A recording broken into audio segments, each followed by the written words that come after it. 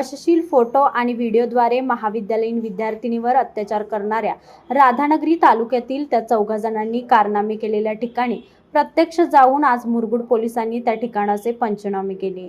या प्रकरणी अटकेतील आदित्य बाजीराव शेटके, रणजित समाजी मुधोळकर, प्रवीणगिरी चंद्रशेखर अत्याचाराच्या ठिकाणाचे पंचनामे, पालघर आणि विक्रम रामचंद्र पाटील या 14 आरोपींना 6 जूनपर्यंत पोलीस कोठडी सुनावली आहे।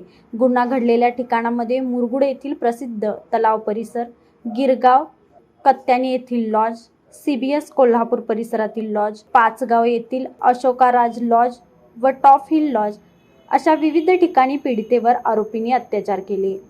अजूनही आरोपीची कसून चौकशी होणार असल्याचे आणि गुन्ह्याचे गांभीर्य लक्षात घेऊन 6 जूनला संपणारी पोलीस कोठडीची मुदत कोर्टाकडून आणखी वाढवून देण्याबाबत पोलीस कोर्टास विनंती करण्याची शक्यता व्यक्त होत आहे। आरोपीच्या या धक्कादायक प्रकरणाची जिल्ह्यात संतापजनक चर्चा चालू आहे।